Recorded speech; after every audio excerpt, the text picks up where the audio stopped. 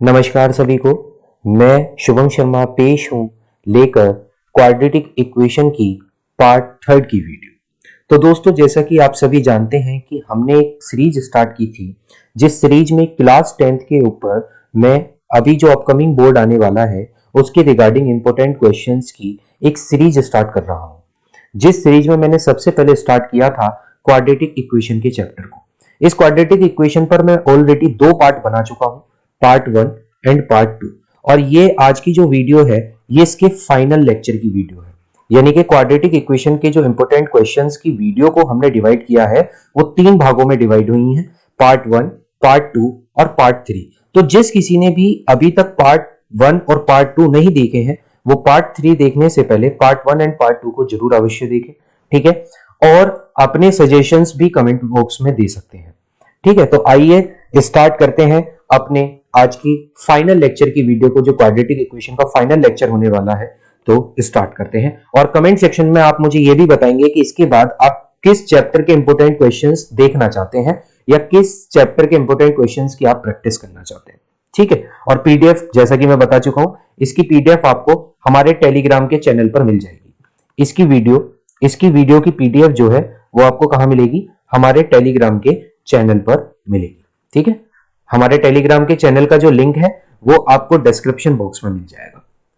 इसी वीडियो के description box में टेलीग्राम के चैनल का लिंक दे रखा है, आप वहां पर जाएंगे, वहां पर आपको इस वीडियो की और प्रीवियस 2 वीडियोस की कंपाइल्ड जो आपकी पीडीएफ है वो वहां पर आपको मिल जाएगी, ठीक है। और जो लोग भी चाहते हैं मुझे इंस्टाग्राम पर फॉलो करना, तो वो मुझे इंस्टाग्राम पर भी फॉलो कर सकते हैं। मेरी आईडी है इंस्टाग्राम की शुभू शर्मा जी, ठीक है। शुभू शर्मा जी, ये मेरी इंस्टाग्राम की आईडी है, आप चाहें तो मुझे इंस्टाग्राम पर भी फॉलो कर सकते हैं। तो आइए स्टार्ट करते हैं आज के अपनी फाइनल वीडियो का पहला क्वेश्चन। तो ये है हमारा 10th क्वेश्चन और क्वेश्चन को हम ध्यान से पढ़ेंगे। देखिए क्वेश्चन है, अ 2 digit number is such that the product of digit is 12। यानी कि 2 डिजिट नंबर इस तरीके से लिखा हुआ है कि उसकी प्रोडक्ट जो है वो 12 है। When 36 is added to the number, the digit interchange their places। यानी कि जब 36 ऐड करते हैं उस नंबर में तो 36 ऐड करते ही वो नंबर रिवर्स हो जाता है। इंटरचेंज देयर प्लेसेस का मतलब क्या होता है कि वो रिवर्स हो जाता है। आपको बताना है वो 2 डिजिट का नंबर क्या रहा होगा। यानी कि अब देखो, अब इस क्वेश्चन को कैसे समझेंगे। यहां लिखा हुआ है 2 डिजिट का नंबर है, भाई हमें नहीं पता वो 2 डिजिट कौन सी है, हमने ये 2 डिजिट का नंबर लिख दिया। कह रहा है लेकिन इन 2 डिजिट के नंबर की जो प्रोडक्ट है ना वो 12 है। यानी कि अगर पहले प्लेस पर मैं x मान लूं और दूसरी प्लेस पर अगर y मान लूं तो इन दोनों की जो प्रोडक्ट है वो क्या है? वो 12 है, ठीक है। वो कह रहा है when 36 is added to the number, जब 36 इस नंबर में ऐड किया जाता है तो ये अपनी प्लेस को इंटरचेंज कर देता है। ये अपनी प्लेस को इंटरचेंज कर देता है। देखिए अगर कोई भी ओरिजिनल नंबर किस फॉर्मेट में लिखा हुआ है? वो एक्स वाई के फॉर्मेट में लिखा हुआ है। एक्स वाई का मतलब क्या हो गया? एक्स वाई का मतलब हो गया 10x प्लस वाई। अब आप कहेंगे ये 10x प्लस वाई कैसे हो गया? देखिए आपने जैसे 2 डिजिट के नंबर लिखे हुए देखे, जैसा 43 है। अगर मैं आपसे कहूं कि इसकी मुझे आप फेस वैल्यू और प्लेस वैल्यू बताइए, तो देखिए फेस वैल्यू क्या है कि 3 है। कहां पर है? वंस पर है। तो इसकी जो प्लेस वैल्यू होगी वो होगी 3 मल्टीप्लाई 1। ये तो आपने छोटी क्लास में सीखी हुई है। और जो 4 की प्लेस वैल्यू होगी वो होगी 4 मल्टीप्लाई 10, क्योंकि वो 10th प्लेस पर है ना। तो अगर मैं थोड़ी देर के लिए इस 4 को तो रिप्लेस कर दूं x से और इस 3 को रिप्लेस कर दूं y से, तो बताइए x की मल्टीप्लाई 10 से होगी। यानी कि जब x की मल्टीप्लाई 10 से होगी तो 10x और y की मल्टीप्लाई 1 से होगी तो y। यानी कि कोई भी ओरिजिनल नंबर, यानी कि कोई भी 2 डिजिट का नंबर हमेशा इसी फॉर्मेट में होता है, 10x प्लस y में। अगर आप 53 को देख रहे हैं तो 53 भी कब बना होगा? जब 50 प्लस 3 हुआ होगा। और 50 कब बना होगा? जब 5 मल्टीप्लाई 10 हुआ होगा और प्लस 3। तो हमने क्या करा है? हमने इन दो नंबर्स को, यानी कि जो ये 2 डिजिट के नंबर थे, इन्हीं को तो x और y माना हुआ है। इसी को हमने x और y माना हुआ है। तो नंबर क्या बन जाएंगे? नंबर बन जाएंगे 10x प्लस y। क्या बन जाएंगे? 10x plus y। तो इसलिए जो ओरिजिनल नंबर होगा वो क्या होगा? वो 10x प्लस y होगा। मैं अभी आपको इस क्वेश्चन को समझा रहा हूं कि ये क्वेश्चन किस तरीके से अटेम्प्ट किया जाएगा, ठीक है। फिर मैं इसका आपको डिटेल सॉल्यूशन अभी करवाऊंगा। तो ये ओरिजिनल नंबर है। अगर इस नंबर को मुझे पलटना हो, यानी कि ओरिजिनल नंबर है 10x प्लस वाई, तो अगर मैं इसको इंटरचेंज कर देता हूं, अगर मैं इसको इंटरचेंज कर देता हूं तो इंटरचेंज करके क्या होगा, जहां x लिखा हुआ है वहां तो आ जाएगा y, और जब y लिखा हुआ है वहां आ जाएगा x, यानी कि नंबर इंटरचेंज होकर हो जाएगा 10y प्लस x। यानी कि ये कुछ इस तरीके से है कि अगर कोई नंबर 2 डिजिट का 53 है तो उसका इंटरचेंजिंग डिजिट क्या होगी, आप कहेंगे 35, यानी कि 5 की जगह चली जाएगी 3 और 3 की जगह आ जाएगा 5, तो नंबर क्या हो जाएगा, इंटरचेंज हो जाएगा। तो ये नंबर क्या हो गया, इंटरचेंज हो गया, तो इंटरचेंज हमने यहां लिख लिया। अब क्वेश्चन में कह रहा है कि जो 2 डिजिट का नंबर है वो इस तरीके से है कि उसकी प्रोडक्ट ही 12 है, यानी कि 2 डिजिट का नंबर क्या है, x और y, ठीक है, और इन दोनों की जो आपस में प्रोडक्ट है वो कितनी है, 12 है। ये तो पहली पार्ट में आपको पहली इक्वेशन में कह दिया गया, ठीक है। दूसरी बात क्या कह रहा है कि with 36 is added to the number the digit interchange their places, यानी कि जैसे ही इस ओरिजिनल नंबर में जैसे ही 36 को ऐड करते हैं तो हमारी डिजिट इंटरचेंज हो जाती है, यानी कि रिवर्स हो जाती है। अब आप मुझे बताइए ओरिजिनल नंबर क्या है, आप कहेंगे जी ओरिजिनल नंबर है 10x प्लस y, ठीक है, प्लस हमने इसमें कितना ऐड किया, 36 ऐड किया, 36 ऐड होते ही नंबर क्या हो गया, इंटरचेंज हो गया, यानी कि रिवर्स हो गया, यानी कि रिवर्स हो गया। तो अब हमारे पास क्या क्या इक्वेशन बची, देखिए अब हमारे पास जो इक्वेशन बची वो क्या क्या बची भाई, एक हमने पहली इक्वेशन तो बना ही ली थी कि x और y की जो प्रोडक्ट है वो कितनी है, वो 12 है, और दूसरी हमारी क्या बनी है कि ओरिजिनल नंबर इसमें अगर हम 36 ऐड कर रहे थे तो नंबर क्या कर रहा था, अपने आप को इंटरचेंज कर देता था, रिवर्स कर देता था, यानी कि 10x प्लस y प्लस 36 बराबर नंबर का रिवर्स क्या हो जाएगा, 10y plus x, 10y plus x। अब हम क्या करते हैं कि इस 10x प्लस y को भी उठा के इधर ले आते हैं, तो क्या हो जाएगा, ये हो जाएगा 10y plus x minus 10x minus y, और इजिकल टू में क्या बचेगा, 36, ठीक है। अब देखिए भाई 10y में से y गए, आप कहेंगे 9y, minus 10x plus x कितना बचेगा, माइनस के 9x, और बराबर 36, 9 यहां से हो जाएगा कॉमन, ब्रैकेट के अंदर बचेगा y माइनस एक्स बराबर 36, और y माइनस एक्स की वैल्यू कितनी निकल के आ जाएगी, तो 9 से 36 को आप कर देंगे डिवाइड, तो ये आ जाएगी 4। This is equation number second. और ये कौन सी इक्वेशन है, ये इक्वेशन है फर्स्ट। कौन सी इक्वेशन है, फर्स्ट। अब हमें यहां से y की वैल्यू को निकालना है, देखिए y की वैल्यू कितनी निकल के आएगी, y की वैल्यू आएगी 4 प्लस एक्स। अब ये जो y की वैल्यू यहां से निकल के आई है 4 प्लस एक्स, इस वैल्यू को पुट कर देना इक्वेशन फर्स्ट में, पुट इन इक्वेशन फर्स्ट, पहली इक्वेशन में आप इसे पुट कर दीजिए। जैसे आप इसे पहली इक्वेशन में पुट करेंगे, देखिए अब हम इसको पहली इक्वेशन में पुट कर देते हैं, भाई पहली इक्वेशन में x तो x की जगह ही रहेगा, लेकिन y की जगह क्या पुट कर दिया जाएगा, 4 प्लस x, क्या पुट कर दिया जाएगा, 4 प्लस x, और बराबर 2, मल्टीप्लाई करते हैं अंदर तो 4x प्लस एक्स स्क्वायर और बराबर 2। इक्वेशन को अगर हम स्टैंडर्ड फॉर्मेट में लिखें तो एक्स स्क्वायर प्लस 4x, और अगर इस प्लस 12 को भी इधर लिया हो तो ये हो जाएगा माइनस 12 बराबर 0। अब देखो इसको आपको क्वाड्रेटिक फॉर्मूला लगाने की जरूरत नहीं, क्योंकि इसे तो आप आसानी से फैक्टराइज कर सकते हैं। भाई हमें ऐसे दो नंबर में 4 को ब्रेक करना है जिसकी मल्टीप्लाई तो 12 आ जाए और प्लस या माइनस करके 4 आ जाए, प्लस या माइनस करके 4 आ जाए। तो आप देखिए ऐसे दो नंबर मेरे को पता है कौन कौन से हैं, 6 और 2। देखो 6 2 जा 12 हो गया, और अगर माइनस कर दूंगा तो 4 भी हो गया, तो 4 भी हो गया। तो हम 4 की जगह क्या लिख देंगे, हम 4 की जगह लिखेंगे 6 माइनस 2। क्या लिखेंगे 4 की जगह, 4 की जगह लिख देंगे 6 माइनस 2, ये लिख दिया, और बाहर ब्रैकेट में x माइनस 12 बराबर 0। क्या हो जाएगा, x square plus 6x minus 2x minus 12 is equal to 0। X square, अब देखिए x square plus 6x minus 2x minus 12 is equal to 0। अब आप क्या क्या चीज यहां से कॉमन ले सकते हैं, अब हम कॉमन लेते हैं, इन दोनों में से क्या कॉमन आ जाएगा, x कॉमन आ जाएगा, ब्रैकेट के अंदर क्या बचेगा, x प्लस 6। दूसरे वाले ब्रैकेट में क्या बचेगा, भाई दूसरे वाले ब्रैकेट से आपने 2 कॉमन निकाल दिया, माइनस का 2, क्योंकि देखो माइनस यहां पर भी है, माइनस यहां पर भी है, माइनस कॉमन ले लेंगे तो माइनस 2 कॉमन ले लिया, तो क्या बचेगा ब्रैकेट के अंदर, x plus 6 is equal to 0। यानी कि एक तो फैक्टर बना x प्लस 6 और एक फैक्टर निकल के आया x minus 2 is equal to 0, is equal to 0। देखो यानी कि x की एक वैल्यू तो आएगी माइनस 6 और x की एक वैल्यू आएगी प्लस के 2, x की एक वैल्यू आएगी प्लस के 2, और हम यहां पर कौन सी वैल्यू को लेंगे, प्लस के 2, क्योंकि नंबर कभी भी नेगेटिव नहीं हो सकता, इसलिए हम इसको क्या कर देंगे, नेगलेक्ट। क्योंकि आप जानते हैं कि हम इसको नेगलेक्ट इसलिए करेंगे क्योंकि नंबर कभी भी नेगेटिव नहीं हो सकता। इसका मतलब x की वैल्यू कितनी आ गई, 2 आ गई। अगर x की वैल्यू 2 है, अगर x की वैल्यू 2 है तो y की वैल्यू क्या होगी? देखो अब इक्वेशन फर्स्ट को देखो, फ्रॉम इक्वेशन फर्स्ट। अब इक्वेशन फर्स्ट से हम y की वैल्यू निकालते हैं। इक्वेशन फर्स्ट थी x y की प्रोडक्ट ही 12 थी, तो अगर इसमें x 2 है तो y क्या रहा होगा? तो y क्या रहा होगा? बराबर 12। तो यहां से y की वैल्यू निकल के आएगी, यहां से y की वैल्यू निकल के आएगी कितनी? 12/2, यानी कि 2 से 12 को काट देंगे तो 6। तो y कितना हो जाएगा? 6। और x कितना है? 2। तो अब आप मुझे बताइए ओरिजिनल नंबर क्या रहा होगा?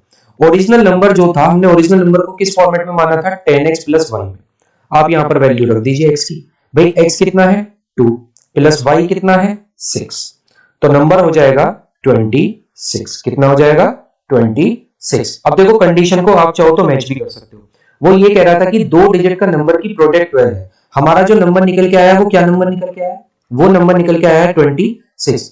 अब देखो इसकी प्रोडक्ट कितनी आ रही है? 12 आ रही है। अगर मैं 26 में 36 ऐड कर दूं तो ऐड करके कितना आ रहा है? 62। क्या ये 26 का रिवर्स नहीं है?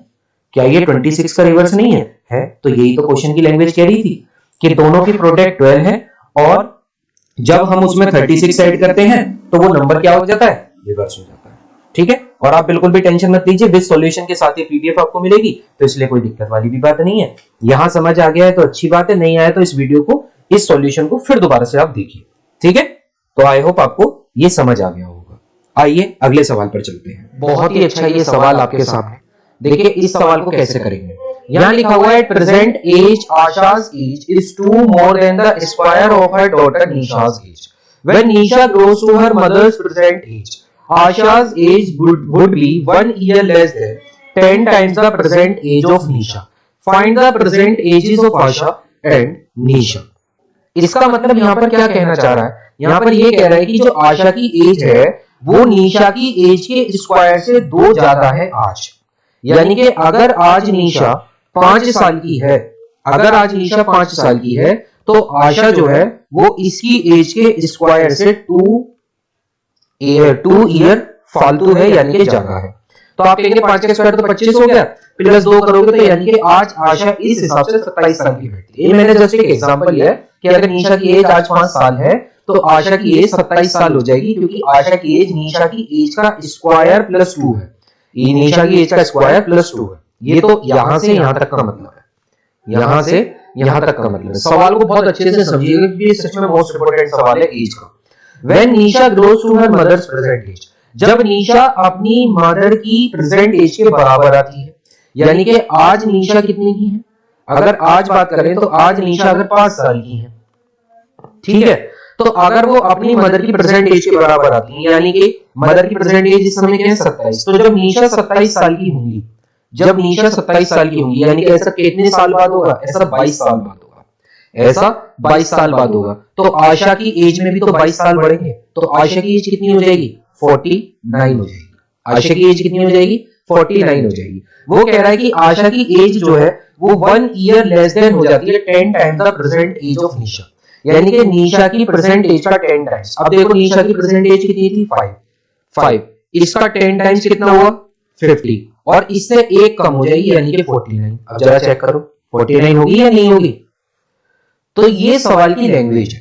अगर आप एक बार सवाल को समझ गए तो यकीन करिए अब आपको इक्वेशन बनाना इतना टफेस्ट पार्ट नहीं लगेगा। देख रहे हैं आप? तो सवाल जो होता है वो इसी तरीके से अरेंज किया जाता है कि थोड़ा सा उसमें लॉजिक अगर हमने लगा दिया तो हम उसकी इक्वेशन को क्रैक कर जाएंगे। अब मैं आपको इसको करवाता हूं बिल्कुल लैंग्वेज तरीके से, जैसा आपको करके आना है, क्योंकि ये तो मैंने समझाने के लिए आपको करा था यहाँ पर। अब देखिए आप इसको कैसे करें। तो हम एक टेबल बना लेते हैं, हम एक टेबल बना लेते हैं, ठीक है, इसके थ्रू हम जल्दी आसानी से समझ जाएंगे। ये हमने एक टेबल बना ली। हमने कहा ये है निशा जी और ये है आशा जी, ठीक है, ये है इनकी प्रेजेंट एज, और एक और बना लेते हैं, और ये है इनकी देन यानी कि तब की एज जबकि वो बात करेगा, अगली कंडीशन जो भी देगा। तो प्रेजेंट एज क्या कह रहा है? वो कह रहा है कि अगर मैं निशा की प्रेजेंट एज को x मान लूं, अगर मैं मान लूं कि निशा आज x ईयर की है, तो आशा जो है वो निशा की एज का स्क्वायर प्लस 2 है। निशा की एज का स्क्वायर प्लस 2 है। इस बात में किसी को कोई दिक्कत नहीं। अब अगली लाइन क्या कह रहा है? When Nisha grows to her mother's present age, यानी कि जब निशा मदर की प्रेजेंट एज के बराबर आती है, यानी कि निशा अभी पहले प्रेजेंट एज में x थी, जब वो मदर की प्रेजेंट एज के बराबर आ जाएगी, मदर आज प्रेजेंट एज कितनी है, एक्स स्क्वायर प्लस 2, यानी कि जब निशा x से एक्स स्क्वायर प्लस 2 हो जाएगी, यानी कि मदर की प्रेजेंट एज के बराबर हो जाएगी, तो आशा की एज 1 साल कम हो जाएगी 10 टाइम्स ऑफ निशा की एज की। तो निशा की प्रेजेंट एज क्या है, x, इसका 10 टाइम्स कितना हो गया, 10x, तो वो इससे 1 साल कम हो जाएगी, इससे 1 साल कम हो जाएगी। इससे कितना साल कम हो जाएगी, 1 साल कम हो जाएगी। अब देखिए सवाल कितना आसान हो गया। तो इस सवाल की इक्वेशन कैसे बनेगी, इस सवाल की इक्वेशन ये बनेगी कि जो डिफरेंस एज का प्रेजेंट एज में रहा होगा वही एज का डिफरेंस अब भी तो रहेगा। मैं आपसे कहूं कि आज कोई 5 साल का है और उसकी मदर 27 साल की है, यानी कि निशा अगर आज 5 साल की है और आशा अगर आज 27 साल की है, तो 22 साल बाद, क्योंकि निशा अपनी मदर की एज के बराबर 22 साल बाद पहुंचेगी, तो वो 27 साल की हो जाएगी। तो 22 साल बाद ये कितने की हो जाएगी, ये हो जाएगी 49, यानी कि 49। अब मुझे ये बताओ जरा, इसकी एज का डिफरेंस देखना 22, और जरा यहां डिफरेंस देखना एज का 22, यानी कि कहने का मतलब है कि भाई एज का डिफरेंस तो हर जगह सेम ही रहेगा, एज का डिफरेंस तो हर जगह सेम ही रहेगा, चाहे आप 2 साल बाद कहिए, 20 साल बाद कहिए या 40 साल बाद कहिए। तो वही बात यहां पर है, यानी कि जो डिफरेंस आज रहा होगा इन दोनों की एज के बीच में, वही डिफरेंस आगे आने वाले समय पर भी रहेगा। तो अकॉर्डिंग टू क्वेश्चन इसकी इक्वेशन क्या बनेगी, इसकी इक्वेशन ये बनेगी कि जो डिफरेंस पहले था, अच्छा बड़ी कौन है, बड़ी है आशा, तो आशा की एज को पहले लिखेंगे, यानी कि x square plus 2 minus x, यानी कि जो डिफरेंस इनका पहले रहा होगा बराबर वही डिफरेंस आज भी रहने वाला है, यानी कि 10x माइनस 1 माइनस, जब आप माइनस के बाद कोई भी इक्वेशन लिखते हैं तो उसको ब्रैकेट में लिखिए जिससे आपको साइन चेंज करने में दिक्कत ना हो, एक्स स्क्वायर प्लस 2। ठीक है, देखिए ये प्रेजेंट एज थी, उसका डिफरेंस है, और ये तब की एज की बात कर रहा है जो उसने कंडीशन दी है। दोनों की एज की जो डिफरेंस है वो क्या रहेंगे, सेम रहेंगे। अब इसको सॉल्व कर लेते हैं। भाई यहां कितना आ जाएगा, ये आ जाएगा x square plus 2 minus x is equal to, इसको सॉल्व करेंगे तो ये हो जाएगा 10x minus 1 minus x square और माइनस 2, क्योंकि माइनस ब्रैकेट के अंदर के साइन को क्या कर देगा, रिवर्स कर देगा। ठीक है, अब देखिए यहां पर इस पूरी इक्वेशन को उठा के इधर ले आएंगे तो क्या हो जाएगी, इक्वेशन बन जाएगी x square plus 2 minus x. अब इन सबको उठा के इधर लाए तो यहाँ प्लस का 10x है, इधर आएगा तो माइनस का 10x, यहाँ माइनस का 1 है, इधर आएगा तो प्लस का 1, प्लस का एक्स स्क्वायर प्लस का 2 और is equal to 0, is equal to 0। अब देखो एक्स स्क्वायर और प्लस एक्स स्क्वायर मिलकर क्या बन गया, ये मिलकर बन गया 2x स्क्वायर। ठीक है, माइनस 10x माइनस एक्स, ये मिलकर क्या बना, माइनस का 11x। ऐसी प्लस 2 प्लस 1 और प्लस 2 कितने हो जाएंगे, 2 1 3 और 3 2 5, ये हो गया प्लस का 5 इज इक्वल टू 0। अब मुझे ये बताओ क्या यहाँ पर क्वाड्रेटिक फॉर्मूले की आवश्यकता है, बिल्कुल भी नहीं यार, यहाँ क्वाड्रेटिक फॉर्मूले की आवश्यकता क्यों लगेगी, इसको तो आप आसानी से फैक्टराइज कर सकते हैं। जरा फर्स्ट एंड लास्ट के नंबर की मल्टीप्लाई देखो, 5 2 10, यानी कि मुझे इस 11 को ऐसे दो नंबर्स में तोड़ना है जिसकी मल्टीप्लाई तो 10 आ जाए और प्लस या माइनस करके क्या आ जाए, 11 आ जाए। तो ऐसा तो मैं 10 और 1 ही लिख सकता हूं। देखो 10 और 1 की मल्टीप्लाई करोगे 10 आ जाएगा और दोनों को प्लस कर दोगे तो 11 आ जाएगा, तो 11 आ जाएगा। तो इक्वेशन हो जाएगी 2x स्क्वायर माइनस 11 की जगह हम क्या लिख देंगे, 10 प्लस 1 इंटू एक्स प्लस 5 बराबर 0। इस इक्वेशन को हम अगले पेज पर सॉल्व कर लेते हैं। इक्वेशन क्या थी, इक्वेशन थी 2x square minus 10 plus 1 into x plus 5 is equal to 0। एक बार चेक कर लेते हैं कि पूरी इक्वेशन सॉल्व करने के बाद पता चले हमने इक्वेशन गलत उतार ली। 10 प्लस 1 प्लस 5, ठीक है। अब इसको सॉल्व करते हैं तो क्या होगा, 2x square minus 10x minus x plus 5 is equal to 0, यही होगा। हम यहां से क्या कॉमन ले सकते हैं, यहां से कॉमन ले सकते हैं 2x, क्या बचेगा ब्रैकेट के अंदर, ब्रैकेट के अंदर बचेगा x माइनस 5। अच्छा यहां से तो कुछ भी कॉमन नहीं आएगा क्योंकि x और 5 में से कुछ भी कॉमन नहीं होगा। जब कुछ भी कॉमन नहीं होता तो आपको हमेशा 1 कॉमन लेना है। लेकिन अब आप यहां पर एक चीज समझिएगा, जिसको फैक्टराइज करने में दिक्कत आती है वो खासकर समझिए, जिसको आते हैं वो तो समझ ही गए होंगे। देखो यहाँ माइनस और प्लस दोनों साइन अवेलेबल है। अगर मैं यहाँ माइनस को कॉमन ले लेता हूं, यानी कि अगर मैं इन दोनों में से माइनस का साइन कॉमन ले लेता हूं तो ब्रैकेट के अंदर साइन रिवर्स हो जाएंगे, यानी कि पहले माइनस का x था अब क्या हो जाएगा प्लस का x, पहले प्लस का 5 था अब क्या हो जाएगा माइनस का 5 बराबर 0, क्योंकि दोनों ब्रैकेट में सेम नंबर बनाने होते हैं। ठीक है, तभी तो आप इसको कॉमन ले पाओगे। अब x माइनस 5 तो हो जाएगा एक ब्रैकेट में, और दूसरे ब्रैकेट में हो जाएगा 2x माइनस 1 बराबर 0, बराबर 0। यानी कि x की एक वैल्यू तो आएगी 5 और x की एक वैल्यू निकल के आएगी 1/2, यानी कि आधा साल। अब देखो आधा साल का मतलब फ्रैक्शन में कुछ वैल्यू आ रही है, तो अभी इसको तो मैं थोड़ा सा इसको नेग्लेक्ट वे में ही लेता हूं, इसको देखता हूं। अगर निशा की प्रेजेंट एज को हमने एक्स ही तो माना था, अगर निशा की प्रेजेंट एज 5 ईयर है, अरे वाह ये तो वही हो गया जो हमने एग्जांपल सपोज किया था, देखो वही आंसर निकल गया। निशा की प्रेजेंट एज यानी कि 5 साल हो गई, क्योंकि निशा की प्रेजेंट एज को हमने एक्स माना हुआ था। तो आशा की प्रेजेंट एज कितनी हो जाएगी? आप कहेंगे आशा की जो प्रेजेंट एज है वो तो निशा की एज के स्क्वायर का +2 है, यानी कि कितने साल है? 27 ईयर। और इसको मैंने सेटिस्फाई भी करवा दिया था जब मैंने आपको स्टार्टिंग में इसे समझाया था। तो यानी कि आंसर क्या होगा कि निशा 5 साल की होंगी और आशा 27 ईयर्स की होंगी। इस वाली वैल्यू को आप नेग्लेक्ट कर देंगे, क्योंकि आधे साल की वैल्यू को बहुत स्मॉल हो जाएगी और इस वैल्यू को आप कैलकुलेट भी ठीक से नहीं होगा, क्योंकि फ्रैक्शन में एज निकल कर आएगी। ठीक है, तो इसलिए हम इस वैल्यू को क्या कर देंगे? नेग्लेक्ट कर देंगे। तो हमारा आंसर क्या हो जाएगा कि निशा होंगी 5 साल की और आशा होंगी 27 साल की। आई होप आपको ये सॉल्यूशन भी समझ आ गया होगा। आइए चलते हैं नेक्स्ट क्वेश्चन की ओर। देखिए कितना बेहतरीन सवाल एक और आपके सामने। A piece of cloth cost 200 rupees. एक क्लॉथ है जिसकी कॉस्ट क्या है? 200 रुपए है। अब हमें नहीं पता वो क्लॉथ कितने मीटर का। If the piece was 5 metre longer, यानी कि अगर उस पीस की यानी कि उस क्लॉथ के पीस को अगर 5 सेंटीमीटर और बढ़ा दिया जाता तो हर मीटर यानी कि हर क्लॉथ के ईच मीटर की जो कॉस्ट है वो 2 रुपए घट जाती। Then the cost of piece would have remain unchanged. ठीक है, अच्छा जो कॉस्ट है पूरे पीस की वो चेंज नहीं होगी, यानी कि ओवरऑल कॉस्ट तो पीस की वही रहेगी जो पहले थी, लेकिन पर मीटर जो कॉस्ट है वो 2 रुपए कम हो जाएगी। How long is the piece, तो कितना बड़ा तो ये कपड़ा होगा और प्लस कितने रुपए पर मीटर ये कपड़ा होगा। देखिए कितना अच्छा सवाल है, हालांकि लैंग्वेज बेस्ड में अभी आपको समझ नहीं आया होगा, लेकिन मैं आपको समझाता हूं। मैं आपसे कह रहा हूं कि एक क्लॉथ है, ठीक है, एक क्लॉथ है, हमें नहीं पता ये कितने मीटर का है, हमने मान लिया चलो ये x मीटर का एक क्लॉथ है, तो इस x मीटर के क्लॉथ की जो कॉस्ट है वो 200 रुपए है। कितने रुपए है जी? 200 रुपए। तो इसमें कितने पीस बन सकते हैं? हम कहेंगे इसमें n नंबर ऑफ पीस हमने बना लिए ये। तो हर पीस की कॉस्ट कितनी हो जाएगी? आप कहेंगे अगर पूरे x मीटर की कॉस्ट 200 रुपए है तो ईच मीटर की कॉस्ट कितनी होगी? आप कहेंगे ईच मीटर की कॉस्ट 200/x होगी, 200/x होगी। भैया आप खुद सोचो, अगर कपड़ा 10 मीटर होता और इसके 200 रुपए होते, अगर 10 मीटर के कपड़े के 200 रुपए होते, तो मैं आपसे पूछता 1 मीटर कपड़े की बताओ कितनी कॉस्ट होगी? आप यही तो कहोगे अगर 10 मीटर 200 रुपए का है तो 1 मीटर तो 200/10 यानी कि 20 रुपए का हुआ, यानी कि 20 रुपए का हुआ। तो जब 1 मीटर की कॉस्ट 20 रुपए तभी तो 10 मीटर की कॉस्ट 200 रुपए है।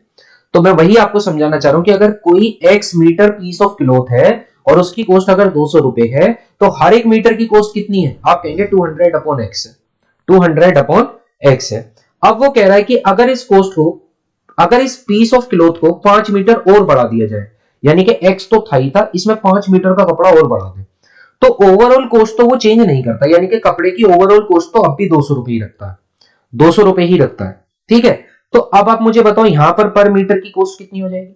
यहां पर मीटर की कॉस्ट कितनी हो जाएगी? तो आप कहेंगे यहां पर मीटर की कॉस्ट हो जाएगी 200/x + 5, x + 5। अब मुझे ये बताओ कि यहां पर दुकानदार को इस वाले केस में मुनाफा है या इस वाले केस में मुनाफा है? ऑब्वियसली कि इस वाले केस में मुनाफा है, क्योंकि यहां कपड़े की 5 मीटर की लेंथ बढ़ने के बावजूद भी ओवरऑल कॉस्ट 200 रुपए रखी गई है, जबकि वहां 200 रुपए तो x मीटर ने ही कमा लिए। तो यानी कि यहां 5 मीटर पे तो कहीं ना कहीं जो है उसे कुछ भी नहीं मिलने वाला, क्योंकि x मीटर के ही 200 रुपए उसको अब भी मिल रहे हैं, क्योंकि 5 मीटर तो अब भी खाली गया हुआ है ना। तो इसका मतलब है वो यही कह रहा है कि हर मीटर ऑफ क्लॉथ की जो कॉस्ट है वो 2 रुपए कम हो जाती है। भाई बिल्कुल ही कम होगी, वो तो होगी। तो इसका मतलब क्या है कि पहले हर मीटर की कॉस्ट कितनी थी? 200/x। अब कितनी है 5 मीटर बढ़ने पर? 200/x + 5। और इन दोनों की जो कीमतें हैं पर मीटर की वो कितने रुपए घट जाती हैं? ऐसा करने पर 2 रुपए घट जाती हैं। ये रही आपके सामने इक्वेशन। भाई इसी को तो हमें चाहिए था, भाई हमें यही तो इक्वेशन चाहिए थी। ठीक है, आइए अब इस इक्वेशन को सॉल्व कर लेते हैं। क्या बनी हमारी इक्वेशन? हमारी इक्वेशन बनी 200 upon x minus 200 upon x plus 5 is equal to कितने रुपए घटती है? 2 रुपए घट जाती है। ठीक है, ये पर मीटर की कॉस्ट है।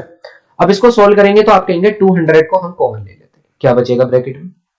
1 upon x minus 1 upon x plus 5 is equal to 2। ठीक है, इस 200 को यहां लिया तो यहां बचेगा 1 upon x minus 1 upon x plus 5 is equal to 2 upon 200। इसका एलसीएम लोगे तो इसका एलसीएम आ जाएगा x plus 5 minus x upon x into x plus 5 बराबर, इसको कट करोगे तो 2 1 जा 2 और ये हो जाएगा 100 यानी कि 1 अपॉन 100।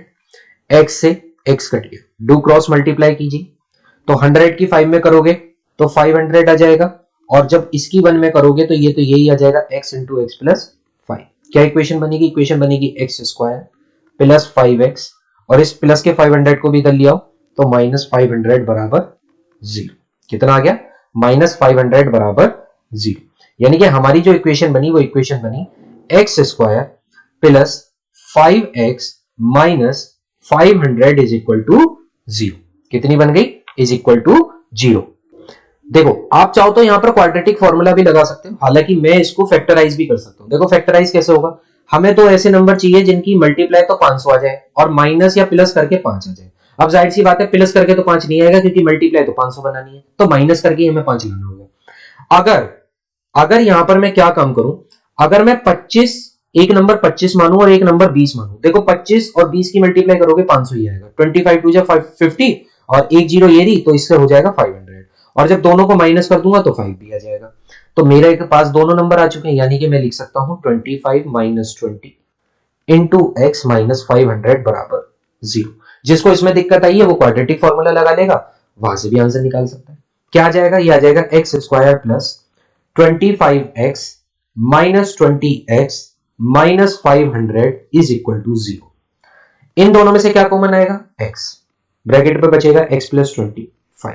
इधर से क्या कॉमन आएगा? एक तो दोनों में माइनस आ रहा, माइनस ही कॉमन आ जाएगा और एक 20। क्या बचेगा ब्रैकेट के अंदर? x plus 25।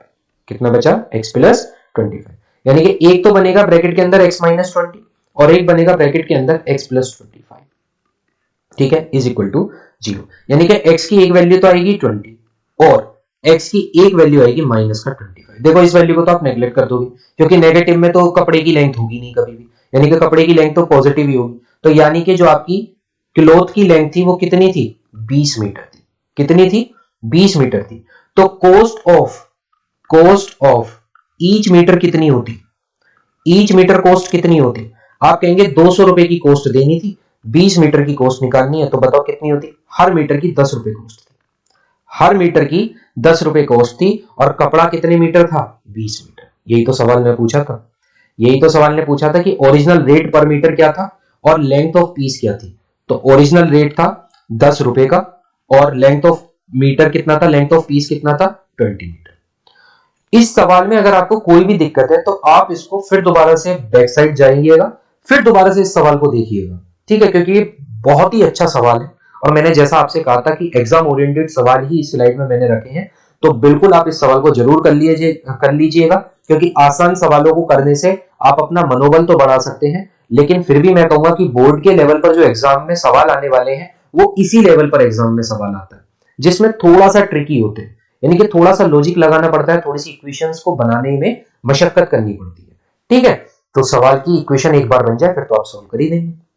आई होप आपको ये भी सवाल समझ आ गया होगा। आइए अब चलते हैं अपने अगले क्वेश्चन पर। देखिए इस सवाल को करने से पहले मैं आपको कुछ चीजें समझाना चाहूंगा। जब मैंने अपनी पहली वीडियो में आपको टॉपिक में क्वाड्रेटिक इक्वेशन का इंट्रो दिया था तो आपको याद होगा कि मैंने आपको ये तो बताया था और मैंने बोला था कि इसको मैं आपको बाद में बताऊंगा जब इससे रिलेटेड क्वेश्चन आएंगे। अब इससे रिलेटेड क्वेश्चन आ गए, अब मैं आपको ये भी समझा देता हूं।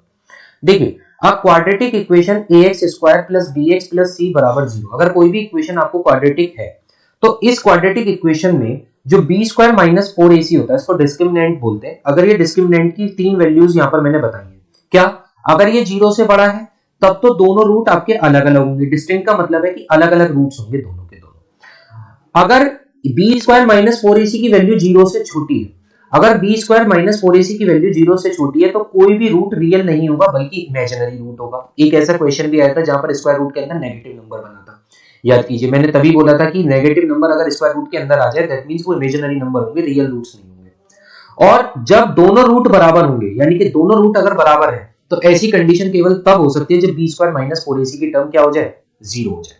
क्या हो जाए, जीरो हो जाए। आइए देखते हैं इस वाली बात को हम क्या कहना चाह रहे हैं। हम कहना चाह रहे हैं कि अगर बी स्क्वायर माइनस 4ac की वैल्यू, अगर बी स्क्वायर माइनस 4ac की वैल्यू जीरो से बड़ी है, जीरो से बड़ी है तो दोनों के दोनों रूट हमारे अलग आएंगे। यानी कि अगर x1 अल्फा आता है तो x2 बीटा आएगा, यानी कि दोनों के दोनों रूट में अंतर होगा, यानी कि डिस्टिंक्ट रूट होंगे अगर ये वाली कंडीशन।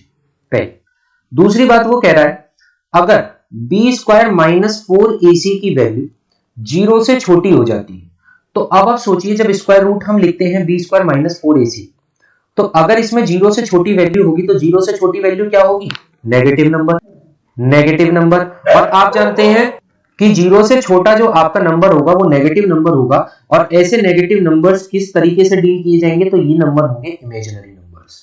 कैसे नंबर होंगे, इमेजिनरी नंबर्स। यानी कि अगर बी स्क्वायर माइनस 4ac की वैल्यू जीरो से छोटी हुई तो ये नंबर आपके रियल नंबर नहीं होंगे, नो रियल नंबर्स। यानी कि यहाँ पर कोई भी रियल रूट्स नहीं निकल के आएगा, कोई भी रूट्स रियल नहीं निकल के आएगा, ठीक है। लेकिन अगर दोनों रूट्स बराबर हो जाते हैं तो ऐसा केवल तब हो सकता है जब बी स्क्वायर माइनस 4ac की वैल्यू जीरो कर दी जाए। अब आप देखिए जैसे हमारे पास इक्वेशन थी minus b plus minus under root of b square minus 4ac upon 2।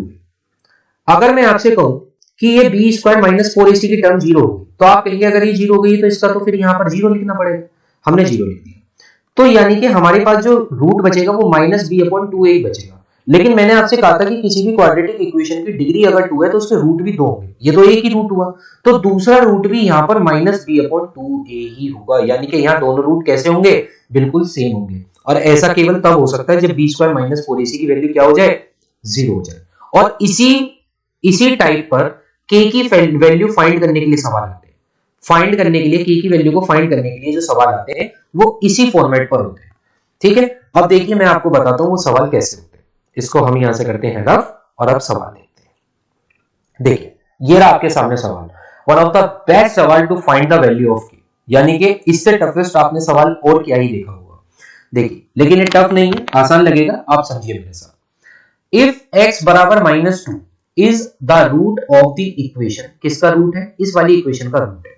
पहले हम इतना ही पार्ट देख लेते हैं। अगर ये इस इक्वेशन का रूट है यानी कि 3x square plus 7x plus p is equal to 0, अगर x बराबर माइनस 2 इसका रूट है तो x की वैल्यू हम क्या पुट कर देंगे, यहाँ पर माइनस 2। क्या पुट कर देंगे, x की जगह माइनस 2 पुट कर दीजिए। तो 3 माइनस 2 का स्क्वायर प्लस 7 मल्टीप्लाई माइनस 2 और प्लस p बराबर 0। देखिए माइनस 2 का स्क्वायर हो गया 4 और 4 3 हो गया 12, प्लस माइनस माइनस 7 2 जा 40 प्लस p बराबर 0। यहां से आ जाएगा माइनस 2 प्लस p बराबर 0 और p की वैल्यू कितनी आ जाएगी 2। जैसे ही आपको p की वैल्यू 2 मिल गई यानी कि आपने अपने सवाल को यहां से यहां तक सॉल्व कर लिया। अब अगली पार्ट को पढ़ते हैं। Find the value of k, हमें k की वैल्यू फाइंड करनी है so that roots of the equation, जिससे रूट इक्वेशन की क्या हो जाए, इक्वल। अभी मैंने आपको बताया था अगर रूट्स इक्वल है, इफ रूट्स आर इक्वल, अगर हमारे रूट्स इक्वल है तो ये कंडीशन केवल कब बन सकती है, ये कंडीशन बन सकती है जब बी स्क्वायर माइनस 4ac की वैल्यू क्या हो जाए, 0 हो जाए। बस इसी वैल्यू को आपको समझना है और इसी वैल्यू के आधार पर k की वैल्यू आपकी फाइंड हो जाएगी। देखिए कैसे होगी। हमारे सामने इक्वेशन क्या है, एक्स स्क्वायर प्लस के 4x plus k minus 1 plus p is equal to 0, ठीक है। हम इसको सॉल्व करते हैं। एक्स स्क्वायर प्लस, देखो k की मल्टीप्लाई अंदर करोगे तो ये हो जाएगा 4kx प्लस k की k में करोगे तो k स्क्वायर माइनस k की 1 में करोगे तो k और प्लस p की वैल्यू तो आप फाइंड कर चुके हो 2, तो यहां पर आप 2 लिख दीजिए बराबर 0। अगर आप ध्यान से देखेंगे तो इसको आप ऐसे भी तो लिख सकते हैं x square plus 4kx plus, इसको मैं पूरे ब्रैकेट में लिख देता हूं k square minus k plus 2 is equal to 0। देखो इसके नीचे अगर आप अपनी जनरल इक्वेशन को लिखते हैं ax square plus bx plus c बराबर 0, तो आप मुझे जल्दी से बताइए a की वैल्यू कितनी मिली आपको, 1। बी की वैल्यू कितनी मिली आपको 4k, पूरी वैल्यू बोलिए, देखो केवल x का कोफिशिएंट जी, x का कोफिशिएंट क्या 4k और यहाँ x का कोफिशिएंट b है, तो इसका मतलब b की वैल्यू 4k है। ऐसे ही c की वैल्यू क्या होगी, c की वैल्यू तो पूरी होगी k square minus k plus 2, ये पूरी की पूरी वैल्यू किसकी होगी, c की। अब इसको पुट कर लेते हैं, पुट किस में करना है, b स्क्वायर माइनस 4ac में पुट करना है। b स्क्वायर का मतलब 4k का स्क्वायर, 4k का स्क्वायर, ठीक है, माइनस 4ac का मतलब 4 इंटू a कितना है 1 और c कितना है, तो c की वैल्यू तो बहुत बड़ी है, c की वैल्यू को पूरा को ब्रैकेट में लिख दो, k square minus k plus, ठीक है। ये जो वैल्यू आपकी निकल के आई है, ये वैल्यू किसके बराबर होगी, ये वैल्यू बराबर होगी 0, इक्वल्स टू 0, किसके बराबर होगी, 0 के बराबर होगी। अब देखिए इस वैल्यू को हम 0 के बराबर रख देते हैं, हमारी जो वैल्यू निकल के आई वो आई है 4k square minus 4 bracket k square minus k plus 2 is equal to 0, यही निकल के आई है k square minus k plus 2, ठीक है। हम क्या करते हैं, इसको इधर ले आते हैं, जब हम इधर लेके आएंगे तो 4k स्क्वायर बराबर हो जाएगा 4k square minus k plus 2, solve करेंगे 4k स्क्वायर बराबर 4k square minus 4k plus 4 to जा 8, देखो इस 4k स्क्वायर से ये 4k स्क्वायर कट गया, यानी कि यहां तो बचेगा क्या 0, बराबर यहां क्या बचेगा माइनस 4k प्लस 8, इस माइनस 4k को इधर ले आते हैं तो ये हो जाएगा प्लस का 4k बराबर 8 और यहां से k की वैल्यू कितनी निकली आएगी 2, तो यानी कि k कितना होगा 2, और वो आपसे यही तो वैल्यू फाइंड करवा रहा था कि k की वैल्यू कितनी होगी, तो k की वैल्यू कितनी होगी 2। आपसे क्या पूछ रहा था, ये तो पूछा था कि find the value of k, k की वैल्यू कितनी होगी, तो k की वैल्यू कितनी होगी, k की वैल्यू 2 होगी। आई होप आपको ये सवाल समझ आया होगा, क्योंकि ये k की वैल्यू फाइंड करने वाला टफ सवाल था, लेकिन टफ मैं इसलिए भी नहीं कहूंगा क्योंकि अगर आपको करने का अप्रोच पता है, करने का मेथड पता है, तो कोई भी सवाल मैथ में टफ नहीं होता है, ठीक है। मैथ को, सवाल को करेक्ट करने की एक अप्रोच होनी चाहिए, आपको फॉर्मूला पता हो, करने का तरीका पता हो और दिमाग आपका एक्टिव होना चाहिए। मैथ के सवालों को कभी भी रटा नहीं जा सकता, मैथ के सवालों को सिर्फ प्रैक्टिस के थ्रू ही अपना अच्छा किया जा सकता है। कैलकुलेशन उसी की अच्छी होती है वो ज्यादा से ज्यादा प्रैक्टिस करता है, उसकी अच्छी नहीं होती जो कैलकुलेटर से इस्तेमाल करके कैलकुलेशन करता है ना। अगर आज के समय में किसी से 15 into 12 भी पूछूंगा ना, तो आप यकीन मानिए जब मैं ट्यूशन ऑफलाइन पढ़ाता हूँ तो यहाँ पर अगर मैं किसी से 15 into 12 भी कहता हूँ तो तुरंत कैलकुलेटर निकाल के 180 बता लगेंगे। अरे उनसे ये पूछो, अगर कैलकुलेटर एग्जाम में अलाउ होता तो मैं क्यों आपको कैलकुलेशन ट्रिक पढ़ाता, क्यों मैं यूट्यूब पे short tricks to calculate the mathematics hard calculation में क्यों बनाता, है ना। तो मैंने उसको बनाया, उसके पीछे यही तो कारण है कि आपकी कैलकुलेशन क्विक होनी चाहिए, जितनी क्विक कैलकुलेशन होगी उतना काम आप इफेक्टिवनेस से कर पाओगे, उतना कम समय लगेगा, और जब कम समय में ज्यादा आउटपुट दोगे तो उतना ही बेहतर आपके लिए वो बोर्ड में हो जाएगा, क्योंकि आप अपने पास समय बचा पाओगे, और जब समय बच जाएगा तो अपनी जो आपने एग्जाम को किया है, अटेम्प्ट किया है, आप उसको एक बार दोबारा से रिवाइज कर पाओगे। तो वो जो माइनर मिस्टेक्स होती हैं, जो हो ही जाती हैं अंडर द प्रेशर, वो आपकी सारी माइनर मिस्टेक आपको पकड़ में आ जाएगी, ठीक है। चलिए, तो आपको यहां तक समझ आ गई ये वाली बात, ठीक है। ये वाली स्लाइड में मैंने डाली हुई है यहीं पर, मैंने आपसे कहा था कि इस वाले पार्ट को हम बाद में देखेंगे, क्योंकि तब समझा देता तब भी मेरे को इस वाले क्वेश्चन के लिए दोबारा से समझाना पड़ता है, इसलिए मैंने इसी क्वेश्चन में आपको ये समझा दिया, ठीक है। ये देखिए अगला सवाल आपके सामने, find the value of k if they have two equal roots, अगर उनके पास दो इक्वल रूट्स हैं, बस जैसे ही आपको पता चले ना के की वैल्यू जो भी फाइंड करवाएगा वो इसी कंडीशन पे करवाएगा कि इक्वल रूट्स होंगे, और अगर इक्वल रूट्स होंगे तो बस आपको एक कंडीशन याद रखनी है कि b स्क्वायर माइनस 4ac बराबर 0 होगा, बस बात खत्म। अब इसको सॉल्व कर लेते हैं, पहले इसको सॉल्व करते हैं। इसको ब्रैकेट में मल्टीप्लाई अंदर करोगे, kx की x में करोगे तो ये हो जाएगा kx स्क्वायर माइनस kx की 2 में करोगे तो ये हो जाएगा माइनस के 2kx और प्लस 6 बराबर 0। इसके नीचे अपनी जनरल इक्वेशन लिखो, ax square plus bx plus c is equal to 0। a की वैल्यू कितनी आई k, b की वैल्यू कितनी आई माइनस 2k और c की वैल्यू कितनी आई 6, तीनों वैल्यू आ गई, पुट कर दीजिए। b स्क्वायर का मतलब माइनस 2k का स्क्वायर माइनस 4ac यानी कि 4 मल्टीप्लाई a कितना है k और c कितना है 6 बराबर 0, माइनस 2k का स्क्वायर करोगे तो 4k स्क्वायर, ठीक है, इसका करोगे तो minus 24k is equal to 0। 4k square बराबर में आ जाएगा 24k, एक k से एक k कट जाएगा, 4 से 24 को डिवाइड कर देंगे तो k की वैल्यू कितनी आ जाएगी 6। देख रहे हो कितनी जल्दी से आंसर आ गया। तो इसका k की वैल्यू कितनी होगी, यहाँ पर 6 होगी, यहाँ पर k की वैल्यू कितनी होगी, 6 होगी। आई होप आपको ये वाला सवाल भी समझ आ गया होगा।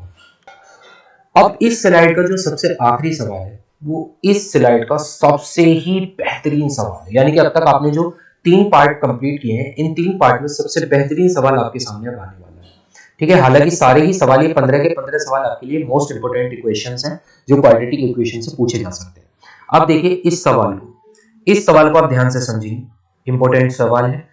ठीक है, देख हमारे पास एक इक्वेशन दे रखी है, क्या 1 plus m square into x square plus 2mc into x plus c square minus a square is equal to 0। कितना दे रखा है, इज इक्वल टू 0। हम इसको सॉल्व करेंगे तो देखो सॉल्व करने की हालांकि इसमें जरूरत नहीं है, आप यहां से a की वैल्यू तो समझ गए। a की वैल्यू क्या आएगी, a की वैल्यू पूरी 1 प्लस एम स्क्वायर आएगी। ठीक है, ये पूरी a की वैल्यू। b की वैल्यू क्या आएगी, आप कहेंगे b की वैल्यू 2mc होगी, और c की वैल्यू क्या निकल के आएगी, c की वैल्यू निकल के आएगी सी स्क्वायर माइनस ए स्क्वायर। ठीक है, ये आपने 3 रियल नंबर्स की वैल्यू निकाल ली। अब कह रहा है कि हैज इक्वल रूट्स, कितने रूट्स हैं इनके, इक्वल रूट्स है। अगर इक्वल रूट्स है तो कंडीशन वही b square minus 4ac is equal to 0। हमें प्रूव दैट करना है इसको। चलिए अब इसको हमें प्रूव दैट करना है, पहले हम इस कंडीशन में पुट करते हैं। b स्क्वायर का मतलब क्या है, b कितना है 2mc इसका स्क्वायर माइनस 4, a कितना है आपका 1 प्लस एम स्क्वायर, और c कितना है आपका c square minus a square is equal to 0। क्या हो गया, इज इक्वल टू 0। देखो 2mc के स्क्वायर को अगर आप करोगे तो ये हो जाएगा 4m square c square is equal to 4 1 plus m square c square minus a square.